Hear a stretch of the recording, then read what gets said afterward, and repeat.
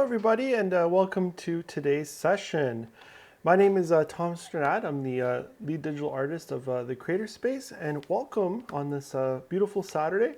And today we're going to talk about the whole wonderful aspect of digital video and iPad video production. So we're going to look at, what does it take to create things using the camera settings. What does video really mean in iPad and so on, and how can we maximize what we can do with the iPad? So it keeps changing, and there's some really great new updates and things that we'll talk about as well. So let's get right into it. So just want to thank all our partners in this project for making this possible and happen. So we have the Canada Council for the Arts. We have our library partners, the Blue Mountains Public Library, Collingwood Public Library, Wasaga Beach Public Library. And again, thanks everyone for joining us. So let's get right into this. I've prepared some slides to take us through what we're doing today. So we're going to look at writing a script and using a software called Final Draft that's available. So we're kind of looking at what can we do with creating everything within the iPad. So we're looking at, everything within the iPad, and then also some of the aspects of, what can we do with the digital arts equipment, loan equipment that we can get from our library partners as well. So we're going to touch on that as well, how we can make that happen and, and make that work in terms of supplementing a little bit of equipment with our iPad. This is going to be the start of a series that we're going to do that's going to look at iPads, iPhones, and how we can start to implement, what we have, our existing technology with some of the other things out there, including things just like getting lights from our digital arts, from the library partners through our digital arts loan equipment. So lights, sound equipment for recording sound, and then just using your iPad. We also have an iPad Pro that's available from the Blue Mountains Public Library, so that can be used as well. We'll look at some of the differences of that as well. So writing, video essentials, camera settings, the grid options, some of the camera app stuff, locking focus. We're going to talk a little bit about sound, lighting design, and then the storage aspect, local versus iCloud, and then a little bit on also the format, because that's going to play a big role as we look to, potentially advance ourselves beyond just the intro level into more of the intermediate iPad video usage level. So that we'll talk about that format aspect that will change things, how you look at things. Okay, so in terms of how we can do some writing. So let's go right into the iPad here. I'm just going to go to Final Draft. So this is our screenwriting software, which is a really great format to use. So how this works is essentially it's a low cost app. It's about, I think it's $24. You can just download that from the App Store, and then you can write a different script or write your script that you need for production. So, what does it mean to write a script? So before starting your video production with your iPad, why not draft out a script? And then Final Draft is the industry standard screenplay software. And it breaks the script down into scenes, description, so action, characters with dialogue, and you can even identify a narrator as a character. And then why not, enhance your digital film or video production if you're working with your iPad to have a script as well. And what better way to have it all in one, where you can have the script, you can, practice, have your fellow actors or filmmakers learn what they need to say, and then you can use the same device that you've just written with to shoot the video with as well. So that's a really fun part. So, let's look at just kind of like what a script is. So here's, the kind of exterior, park, day, birds chirp in the distance. So that's the kind of description stuff. So the scene is where we are, exterior, park, time of day, that kind of aspect to it. Then the description, what happens, right? So if characters are moving around, person A walks over to person B sitting on a bench, any kind of description. The more you can have in there visually. So we're looking to describe everything visually. Then we put in all our characters and our dialogue. And that's really important to just iron that out. Instead of just going out to create a video and maybe coming up with stuff as you go, or you have a loose idea. If you spend the time in the pre-production writing out the script, even sending the script to your fellow collaborators, actors, other filmmakers, you can send this to them as a a PDF, and you can, that way they can read it over and have it, available on their phones, or put it on their own iPads or tablets. So this is really important in pre-planning things. Like, how can you make it work in terms of the pre-planning? So by having the script written out, everyone can practice, you know what's going on. Within the script, you can even potentially put some of your shot ideas. So you can break down some things, you can name some things in there, so you can change it up even as you're going. So the more you can be prepared, knowing what you want to shoot before you just go out and shoot it, it will be that much of a better experience, and then you can elevate your production to a higher level. So that pre-planning, scripting, understanding what you need, who you need, and the script lets you break it down. So if someone's drinking a coffee and someone else is reading a magazine, you need to have the coffee in the magazine. So that kind of pre-production is really great and important as we get into this digital video and filmmaking. Okay, so let's look back here now at video essentials. So there's the real big thing are these formats, and we'll look at what the kind of resolutions are. And the two main formats right now that we really hear about are full HD or HD 1920 by 1080. Then there's the 4K Ultra HD, which is basically double, 3840 by 2160. And then on most of the iPads, pretty much all the iPads, you have the regular HD version, which is 1280 by 720. So again, that's designed to save space. So you really have to look at space and data management, which we'll look at in a couple slides. So just remember this key thing here. HD is 1920 by 1080, and that 4K thing's double. So it's going to take double the space and so on. So most of the regular iPads don't have the ability to do 4K. The models keep changing. So as of right now, that's what I'm basing it on. The iPad Pros can do 4K. So again, and they usually have more storage. They're a bigger device. They're kind of like a little mini laptop, if you will. So that's just something to understand and think about, is how will you use that? What's the best case scenario to work with what you have in a way that won't take out your whole iPad storage facility on that, right? So again, just think about that. Right now we're watching this in HD, so 4K ends up being double, and we'll talk a bit more about what that looks like and what that means. So here's just a nice little diagram of what it looks like. So you can really get a visual sense of going from 1080p, that HD, from 720, 1080 to 4K Ultra HD, 3840 by 2160. So it's not necessary to scale, but just giving you the idea that it's bigger, more data, more size in the data management area. So that's really important to remember.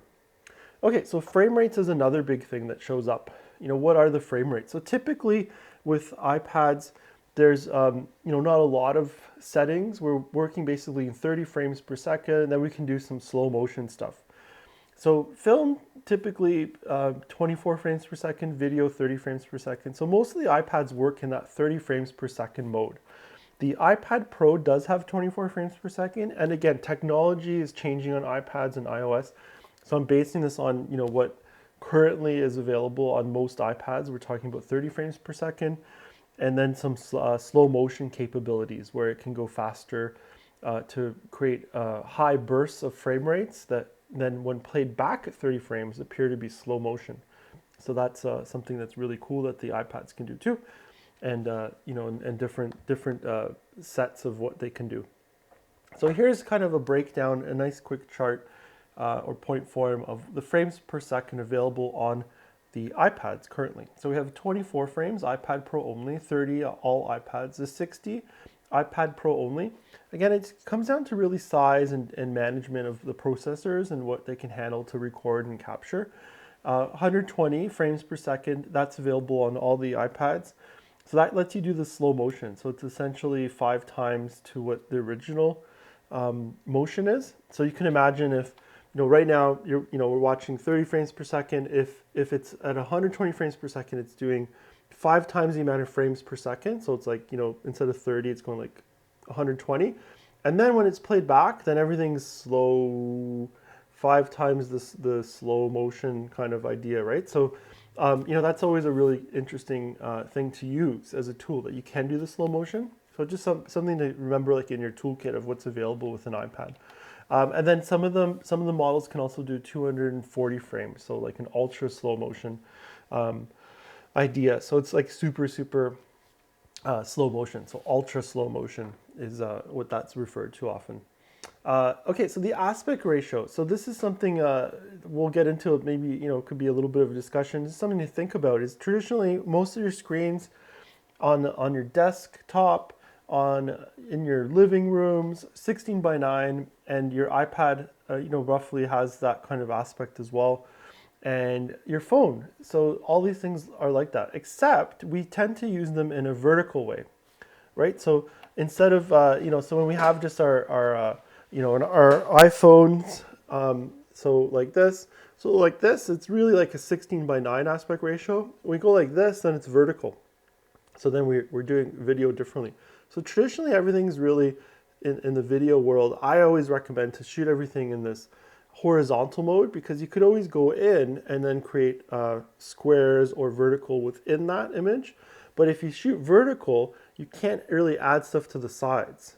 So you're really stuck with a vertical mode. And if you think about it, I always ask you, if you're looking to, hey, I want to shoot things in a vertical mode, just think about who's going to be watching it. So if you're doing something specifically, you want to create a video that's going to be, for Instagram or social media, fine, vertical can work. If you want to have a, kind of a robust, you want to put it into film festivals, you want people to be able to watch it on their home screens. So I always ask you, would you have your screen flipped, vertically in your own house, right? So that's kind of the idea. So vertical video, what is this, right? So here's just a little chart again. So if you're shooting, the horizontal versus vertical, and vertical video is the term. So, here's the question, like what, to vertical or not to vertical, what is the best format? So as I just mentioned, if you're showing on YouTube video, you really want to have that horizontal video, because the vertical will have those black sidebars.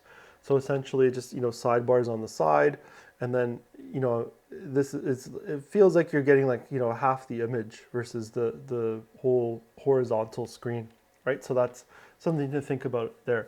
Posting social, vertical can be effective. So just think about, you have to always think about what your final goal is and destination, and then go back from there, right? So if you really want to have something that's vertical, then that could be your goal, to do it that way. But again, I say if you shoot horizontal, you can always extract the vertical from that more easily than you can the other way around.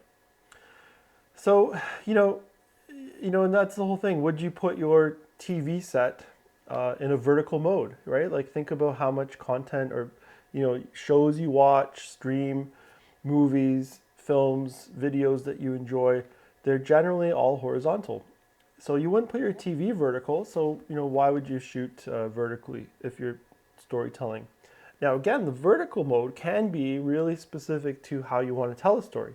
So that can be a design aspect. So really think about why you're doing it, and rather than just being a mistake. Because some people shoot vertical and they're like, oh shoot, I wanted to actually have it horizontal. I didn't think about how it's going to translate to a TV screen in someone's living room.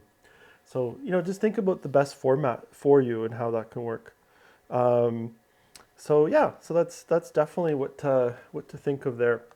Okay, so camera settings on the iPad.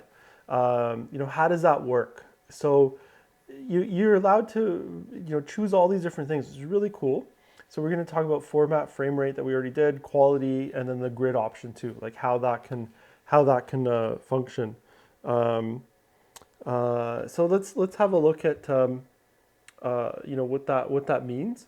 So one of the first things is there's like the whole grid option when we go to the iPad. So let's just have a look at the iPad. I'm just going to cut over to it. So here's the iPad. Now what I'm going to do is I have to go over to my camera mode. So I'm going to hit on the camera. Okay, and then here I'm kind of set up to do some shooting. So you can see the grid lines that show up, the kind of white grid lines. Maybe I'll go here so you can see them a little more clearly, right? So those grid lines, and here's the screen that we're kind of meta in between. You can use those grid marks to create your rule of thirds. right? So that can be turned on or off. Now, how do we turn that on or off? We go over to settings, and then in the settings tab, what you need to do is go all the way down, scroll down till you get to the, I think I went too far, to the camera. And here you have all these wonderful settings. So here you can see there's a grid, so I can turn it on or off just by touching it. I can have different frame rates here. So here's the frame rate right here. 1080 HD 30 frames, 720 at 30 frames. And now you can also put video format control, and I've highlighted that. And that allows me to then control the frame rates in the actual camera app, right? So under, again, settings, camera, this is where we can find all these settings. And then the other thing here is the formats mode. There's high efficiency and most compatible. And this is where we can choose between the two. And we're going to find out what that means just in a moment. But high efficiency is basically saving space on your device. And it's kind of its own format, HEVC format. But the most compatible is what you're going to want to use if you're going to be editing like on a computer outside of the iPad, right? So you want to be able to think about those two things. So, okay, so that's how we do the grid mode. So again, just under the camera here, turning the grid on or off, right? So there's my grid. Now if I go to my camera, you can see there's the grid lines. Okay, so we have that all set up there. So this is what it translates to. So rule of thirds means that you're putting kind of important points or framing into these connecting areas shown with these circles. So that's a connecting spot, then below would be two more connecting spots. So if you put your subjects or aspects in there, that kind of gives you that framing. So here, for example, here's our trusty goat that we've been using for a lot of our demos. So here's, this is the whole idea of I'm putting the head into that corner there, so that rule of thirds. So just having it centered is fine, but the more aesthetically pleasing is to use the rule of thirds, so either there or having the head there. So you can see on those two connecting spots. So that's really the rule of thirds in action. So, a great way to practice, and here's just a shot, and you can see how that kind of rule of thirds idea of putting the subject and also the fencing is leading towards that rule of thirds. So kind of a neat shot. Happy accident because I didn't put the fencing there, right? But that in lining up the shot, it makes all the lines go towards the people, and it creates an aesthetically pleasing image. And again, rules are meant to be broken, but it's good to understand the rule of thirds and the grid function in being able to center your subjects or put them on in those corners. Okay, so let's move on from there. So the camera app is the specific app that then lets you work in the video mode specifically. So you go into it, you open it up on your iPad. So again, let's just look at what that means. So you can see right up here, and I'll just go to this camera here so we can just have kind of a look at it too. So we have our camera app is right here. Let's just get right to it. So there's a little camera app right there. So I'm going to click on that, and then you get your video shows up, right? So once again, let's just see what that looks like. So the camera app, little camera, it says camera, and then it shows up. Now the one thing that we then need to do is we need to go, instead of from photo, we need to click on video, and that's when we get into our video mode. And you can see there's a red button, and that can start and stop recording, and we still have our grid lines. And this is showing me the exact 16:9 aspect ratio of video, right? So now again, I can frame up my trusty goat subject here, and that's my 16:9 aspect ratio. So that's this whole, you can see the kind of the black bar shows up on the top and the bottom, and in between here is my 16:9. So that lets me then work with the video mode with the iPad, right? So I got that. And then you'll see here at the top, there's a running mode. So if I hit record, 1, 2, 3, and it starts to record everything and it tells me how long I've been recording for. Now at the top here, see it says HD 30.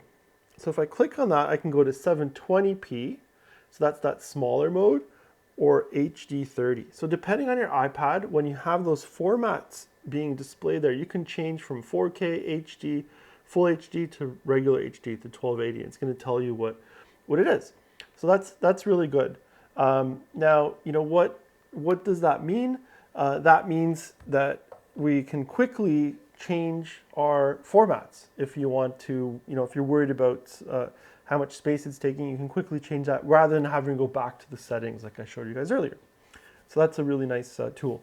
Now, the format aspect here, that high efficiency or the MOV H.264, I just want to touch base on again. So if you're planning to edit the video on an external computer or with editing software, you want to make sure you take that, the most compatible mode, it's called, and that creates the QuickTime MOV in the H.264 codec. Now I encourage you guys, you can check out more of our online webinars through our YouTube channel, where we talk a lot about formats in under our digital video section and into that whole kind of codec thing. There's a workshop we just did last week called Preparing and Importing Footage, and it talks a lot about that as well. So, and that kind of shows the why. So how we do this in the app, again under the settings. So I just want to reiterate that again. So if we go to the settings, I'm going to go to my camera settings, and I go under formats, and here I choose either most compatible, which will be H.264, or high efficiency. So high efficiency is great if you're going to edit and work on everything that you shoot in video on your iPad. Most compatible is what you're going to want to shoot in if you plan on using it really like a video camera, and then putting all your video files into an external video editing software, like on a desktop computer, laptop, and so on. So that's really the choice to make there. Are you going to finish this and work on this just within the iPad? So why not save space? Or are you shooting this using the iPad like a video camera, and then using that exported video file footage to then go on to an editing system? So that's the question you have to ask yourself, which mode. So that would be how you would decide which mode you want to do. So right now I'm using most compatible because I'm going to work on it as if I'm shooting stuff, and then we're going to edit with that. And we're going to do some upcoming multi-part iPad, iPhone video production series, where we're going to go through this again, and we're going to work together towards making a short video project with all of this in mind. So today's really a great primer on getting, I hope, getting everyone excited on what you could do with your iPad. Okay, so that's the format there. So again, most compatible if you're going to edit on a computer, high efficiency if you're going to not do that, if you're going to go into another area, right? So I mean just using high efficiency within your iPad directly if you're not going to go into the other area.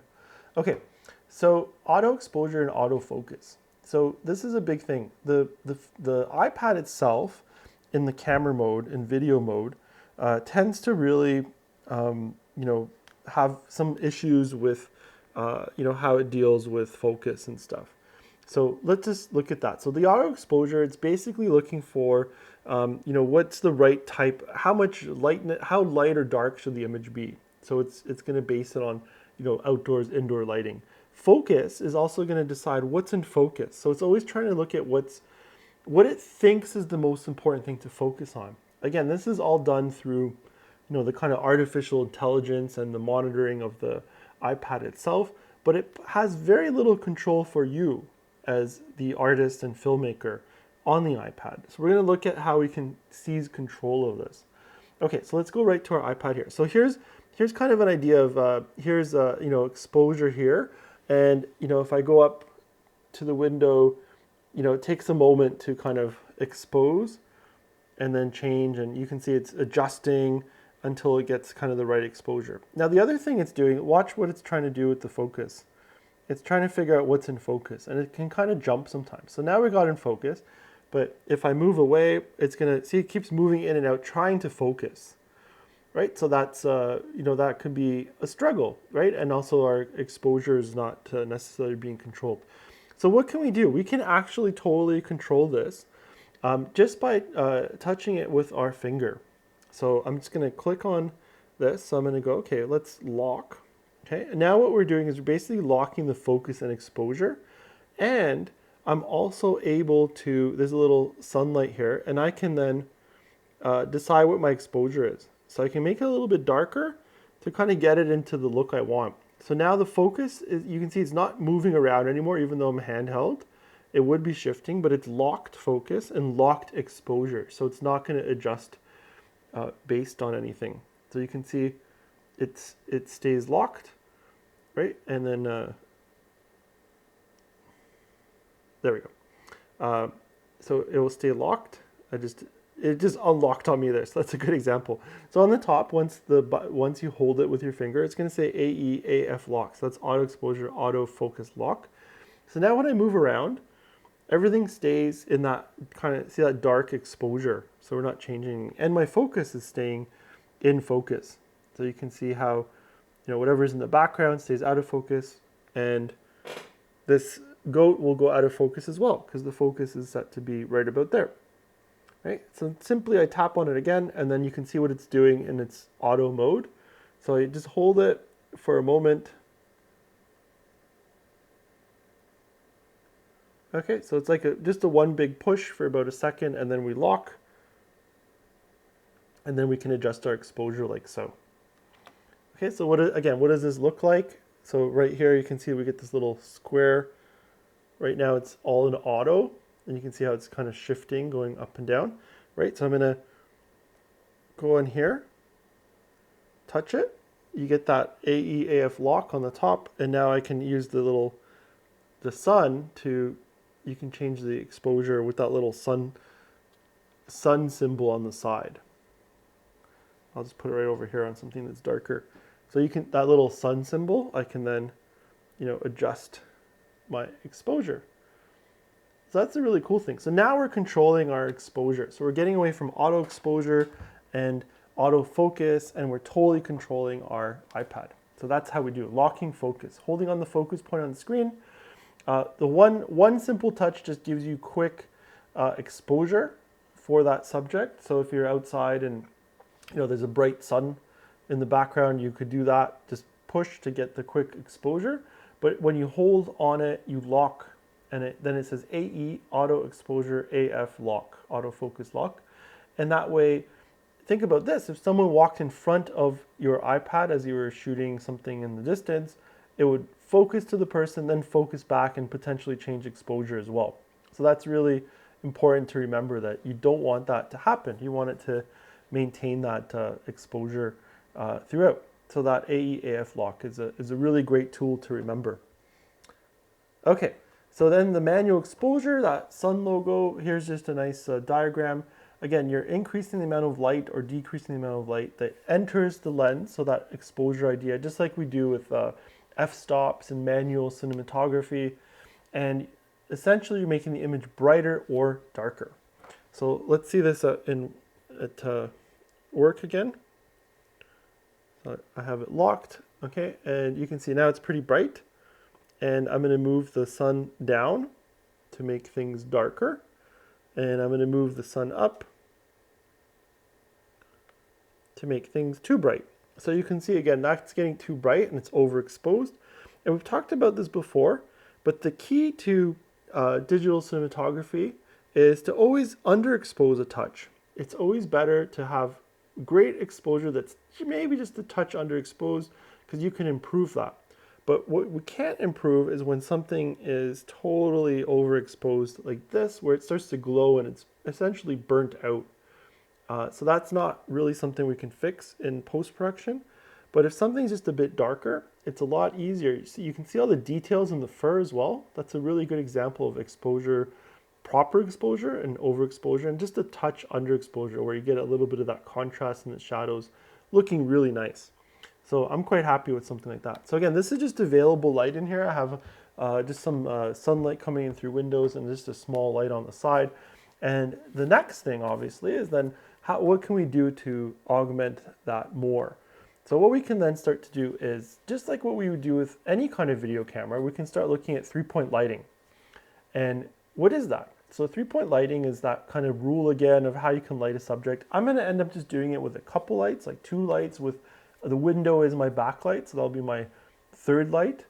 So, there's always exceptions to this, but just good to know that if you have 3 points, that's kind of a nice, great rule of lighting something. But, at least one light can help enhance your image by bringing in another light. And that could, again, it can be artificial light, so LEDs, or it can be natural light, like from windows, or from fixtures, like lights on a desk. So that kind of idea. So here's just a quick chart of what the 3-point lighting can look like, lighting diagram. So you see the camera is right in front of the subject at about 45-degree angle. You have a key light. Key light is at 100%. That's usually your brightest light. So outside, that would be sunlight. Inside, it's just your brightest light. And then the fill light is at another about 45 degrees fill light. And that's about half of what the key light is. And that just fills in shadows that could be on a face. So you can see right now I have like a key light over here. Fill light is actually, I have a window that I'm just using from here just to give me a little bit of fill light. And then you can see there's a little bit of backlight, and I have a light in the distant background there. So that's kind of a simple way of the 3-point lighting illustrated through lighting me. So how does that work, right? So that's the 3-point lighting system. So now we're going to look at, I'm just going to get a shot of kind of this goat, how it is in just available light. Okay. And then next what we'll do is we're going to look at adding some light. So let's kind of demo through this. So I have a small fixture here, and I'm just going to move my iPad over here. So, it's a little bit of a table here. We're just going to set up. I have my tea in the background here, so just for a little bit of depth so we can kind of see what it's doing. Okay. Let me just focus into the scene there, right? So this is our goat setting here. I have a little light here. I'm just going to turn it on. So this is a little LED light. It's dimmable. So I'm just going to dim it down. And this will be like my key light. So it's at a 45-degree angle. Now, we have some really great lights that are available, again, through our digital arts loan equipment that you can take out. And one of them is this, the newer LED light, the 480. So it has 480 individual LED lights, and then it just turns on. So it's battery powered, and it's really strong, and it's dimmable. So you can put just a little bit on, and it's a bicolor. So you can have tungsten or daylight. So that's kind of nice.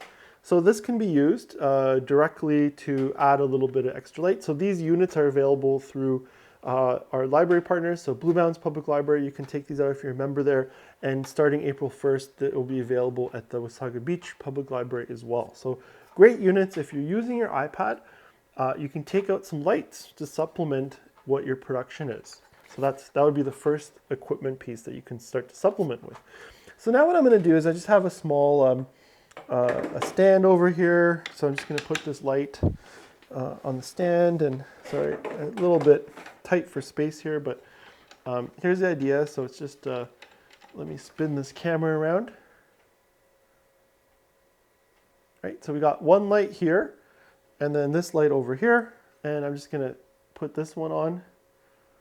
And you can see how it starts to get rid of the shadows on the side of the goat here, right? So that's the idea there. Then I have a window light that is coming up from there as a bit of my backlight to separate everything. So that's what that looks like now, right? So now let me turn on the iPad, right? And we're gonna do the same idea. So this is what my available, the natural light, this used to look as, properly exposed in the natural light. You can see it's a bit bright now.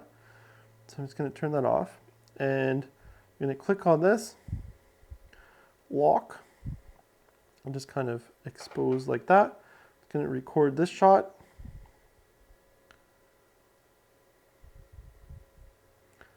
And what's really great to see is you can see now there's more detail in it. So low light is fine. It can work, available light and not too much light.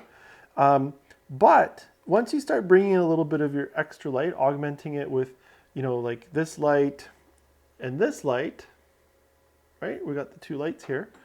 With those two lights, we start to really get, you know, we're making the subject look better, right? So we're enhancing it, we're getting better exposure, we're not pushing the camera to its limits, and that really helps to, you know, alleviate what we're doing with it, and you know, how do we make it work better, right? So to me, that's a really nice looking exposure. The fur has its detail, it's not blown out. So that's how that looks. Now let's look at if we turn off the key, right? So we see how it gets darker like that. Now we're locked on the exposure, so it's not auto exposing. And then we're going to look at turning off this light as well. So you can see how much, this is how the available light is compared to adding the supplementary light or LEDs. So it's a lot darker, and we don't have that kind of richness and detail. So this is what we're working with in our available light. So you can see it's significantly darker. This is why lighting, you know, just like with any kind of video, is very useful to, you know, add in those extra details and to help manage, you know, what our shadows are doing, and shaping everything, shaping our subjects and so on. So while iPads might tend to be viewed as, hey, this is like a great system that I want to just use, you know, with available light, and think of it that way, you can treat it just like you would the Blackmagic cinema camera that we use in our workshops as well, and that's available. So this can be used in the same kind of method. It doesn't have to really be different. So you're lighting, 3-point lighting. So you're treating this video camera on the iPad just like you would any other camera, whether it's a DSLR, photo camera shooting video, a digital cinema camera like the Blackmagic Pocket 4K, and same thing will go with your iPhone or with a smartphone and the camera there. So rather than just using everything in low light and auto exposure, autofocus, we're lighting it now. We're manually controlling our exposure, and we're manually controlling what's in focus. So that's really great. Now where it gets a little more complicated is if we're trying to do some focus moves.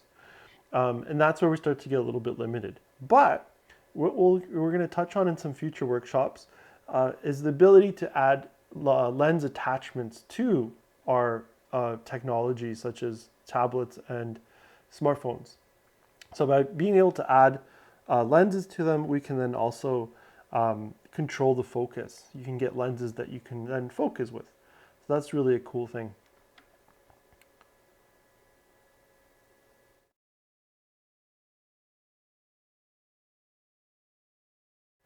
So again, that's really the cool idea of, you can see how we're getting that shot like that. Again, our exposure, and you know, again, I always go a little bit darker, and really beautiful because now we're getting that nice, you know, keeping our background darker, keeping the focus on our subject. So you can see now it's out of focus, and so I'm going to just reset again. I'm going to lock that to see the focus is now totally locked. And now we got that close-up where we have that like shallow depth of field, and you know, really the goat's head's in focus, and you can see the 3-point lighting diagram is just a little bit softer. Right, so that nice shallower depth of field is really cool to be able to work with, and lock. So you can see once I unlock, look what happens when I'm trying to do the same thing. It gets really clunky and ugly in terms of how, you know, the exposure, the focus, it just doesn't make for nice looking video. So, you know, by locking, again, I'm going to just lock it in here. I'm going to get that a little bit darker, and look at that. Now we have a really nice looking shot that we can even do like a little bit of a move around, and it looks very nice. So that's really the key, is, you know, working with that manual, treating it like a manual camera. So let's continue on then. We'll talk a bit about sound. So we got the picture stuff, you know, pretty nailed down in terms of how we want to do that. Now, recording sound can be a little bit complicated with the iPad. just because we need to somehow input a device if we want to, or we can just use the existing microphones. So I think, if you're looking to keep things really simple, you can record just with the existing speakers on the iPad or the microphones. And they're just in the top areas here. So they're just up here. There's just like microphones, and they pick up sound, and and it's kind of they're on the back here on the front. So they pick up sound, and it's a little bit not direct access, so it doesn't always have to. It's not always the best way to get your sound, but if you keep the iPad close to the subject, so if you work in that kind of manner, and if you can be in a quiet environment, you can have quite a successful sound recording with the iPad itself. The other thing you can do is you can also use an external microphone and plug it in directly. So the one thing that you'll need though is a TRRS connector to plug into the jack, and then usually something such as a recorder. To make it work within that, you need that TRS connector, and then you're using the headphone jack as a audio input. So that's fine. But again, not a lot of control, because it's not like the camera has a dedicated audio setting. It's just kind of an auto audio. So we've perfected our video. So why don't we try to perfect our sound? So what's the way to get around this when we're using that? So two ways. We've talked a little bit about sound recording with iPads. So if you have access to another iPad or a phone, you can make that a sound recorder. So double system is what I recommend being the best for iPad video production. So what that means is one iPad, your iPad is a video camera, so you're only doing picture with that, because we're already pushing kind of the limits of what it's designed for. It's designed for more like, taking photos, grabbing a little bit of video as a personal portable device, not really a professional video camera. So, by designating one iPad as your video camera, that's great. And then you can designate a second one as one that can then be used with sound recording. So, and then the last thing you can do, you can do have a portable sound recorder, and that way you can use all of the equipment we have available through Digital Arts loans, which would include the Zoom H4n digital sound recorder, the Rode Wireless Go's, a boom mic. All that can happen, and that's in the double system scenario. So then what double system means is essentially you're recording your video with the video camera, and then you're recording audio with an audio recording device. So you get a sound recorder like this, or again another iPad or iPhone or smartphone to record your sound, and you record right into here. You add the boom mics, and again you can check out, we have a whole video on sound recording for video and how to set that all up. So check that out. It's like a whole hour of just setting everything up to do that. And then you can also use things like the Wireless Go microphones. So these are really great. And they also provide a really great method, because the microphone is built into it directly. So you can just clip that on, and it's wireless. So one end would go to the sound recorder, or an iPad, as long as you have the adapter cables. But if you're getting the kit, just use our sound recorder, the Zoom H4n, that would go into that, and then this one would just go on the person talking, your actor. Or there's like a boom mic. So then the boom mic can go to the sound recorder. And then the reason that it becomes a double system is that you need video on one, sound on the other, and then we need to be able to synchronize it. So you need a slate or a marker, and this can be a clapperboard or even your hands. So in the case of the clapperboard, it looks like this. Put the name of the film, and then so you can see the videos like this, and then the audio, here's that clap. And I know that's a loud clap, but that's what you hear. So that way, when you see this closing and the sound of the clap, that's how you know the video can be synchronized at that point to the audio. That's our synchronization point. So that's all you need. So if you have access to something like that, otherwise you can just use your hands. So if you're recording video, you have your hands open, and then I close and I clap.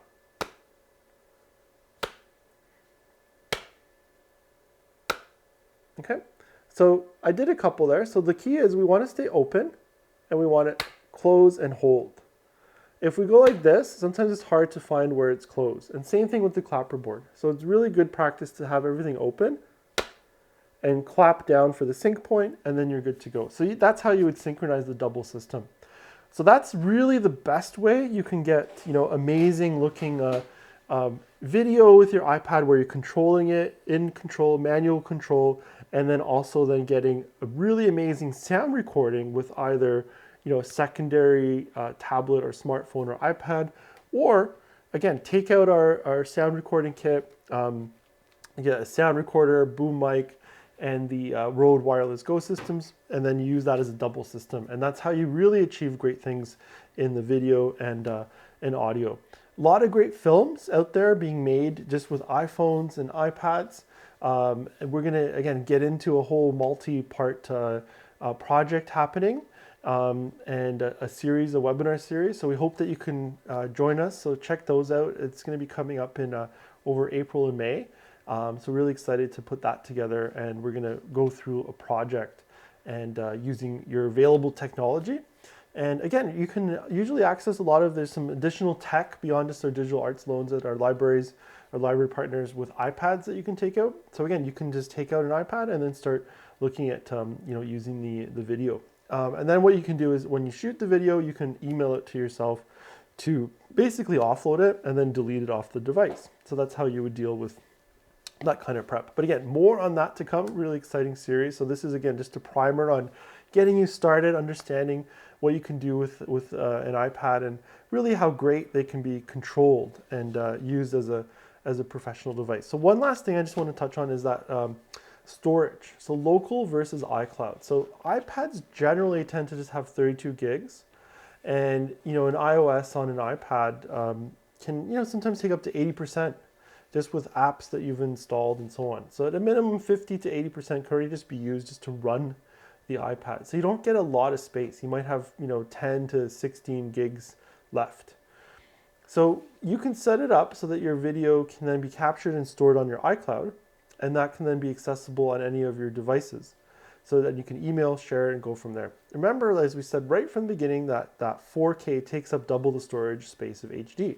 So if you're using an iPad Pro, why not just maybe shoot in HD to save on space? Or if you're going to do the 4K, what you can then do is offload your video as you go. So put it onto the personal devices or another hard drive, email it, offload it, put it through iCloud. So iCloud, whatever's on your iCloud, if you're signed up in your Apple ID, your iCloud syncs to your computer, so you can just offload everything right from that iCloud onto your desktop. Then you can delete it if you have your video offloaded. So like we talked about in an earlier workshop, you want to make sure everything's copied and stored. Then you can delete it from your device in iCloud and continue from there. So it's a really great way to kind of do that data management as you go. Okay, that's my webinar for today. So again, remember that auto exposure lock. Control your exposure, always a touch underexposed.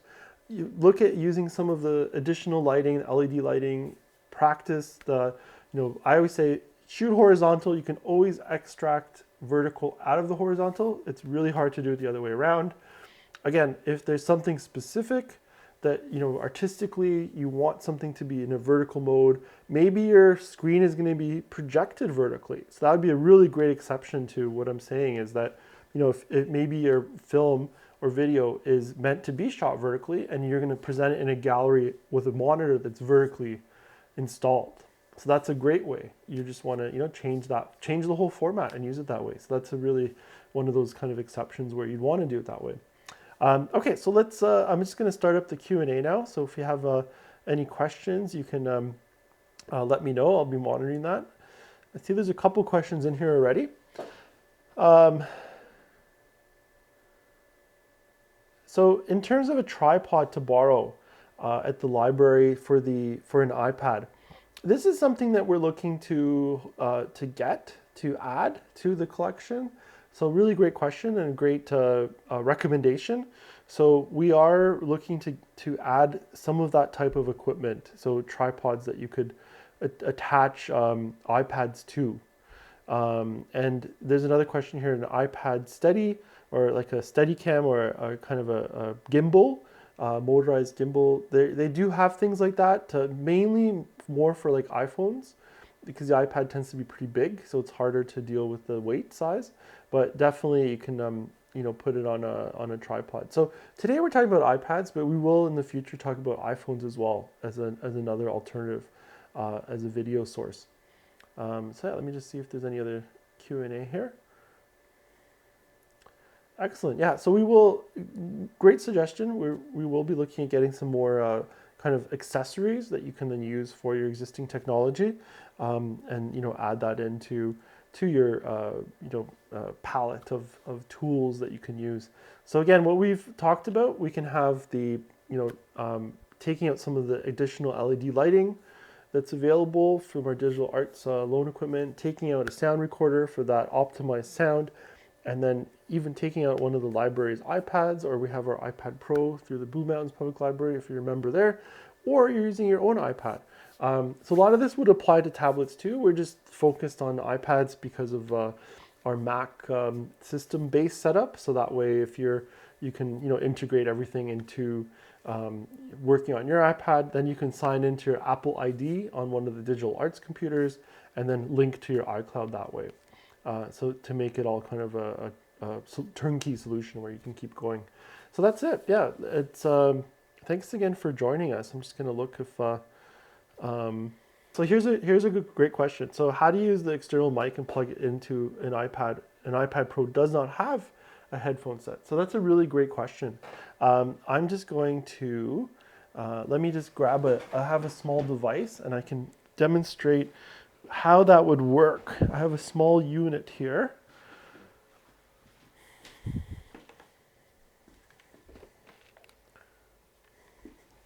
And I can also just clarify what a TRS looks like. I think that would be great to look at as well. Okay, so here is, so you can use a device like this. So this is an iTrack 1 preamp, and this has a lightning cable. So this can then go into iPads, the bottoms of iPads for where the charging is. There's also lightning to USB-C. So, whatever needs to go into the iPad. But this is designed basically just to go a lightning cable that can go into, just like new iPhones as well. They have just a lightning port. They don't always have headphone ports anymore.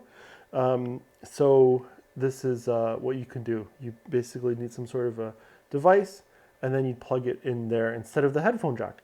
Now, what does the TRS cable look like? So this is a microphone that has a TRS cable. And let me just get a little bit closer here. I'm just going to get into focus. So what's important here is you can see there's 3 lines versus a normal adapter will just have 2. So that's a headphone adapter, and the TRS, it gives you the microphone input. So in this case, it's fooling the device. So this microphone would go into the headphone jack and act as a microphone input, but it doesn't take any headphone output, right? So you're just using the microphone section of the 3 lines. So this is what is a TRS, those 3 lines, versus a regular one that's just 2, right? So that's really important to remember what those differences are. So you always have to make sure that you'd have a TRS if there's a headphone jack for a iPad or a cell phone or a smartphone, and then then you could be using these kinds of connector boxes. You need some sort of adapter type cables. Also, like for the the iPad that I'm demoing with, same idea.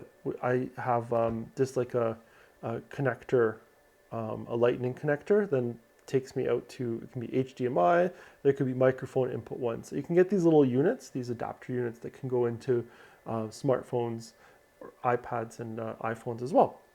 So yeah, that's what would need to happen there.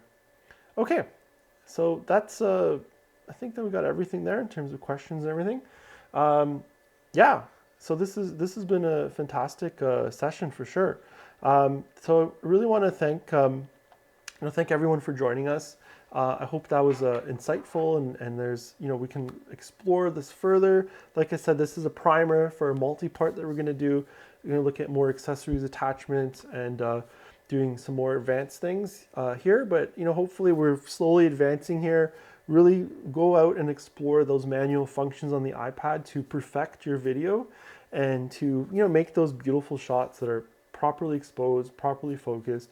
Look at recording sound. You can try to do it all on the device, or look at that kind of double system. That would be, again, my recommendation to get even better sound. But you can always use the existing microphone, plug in a microphone.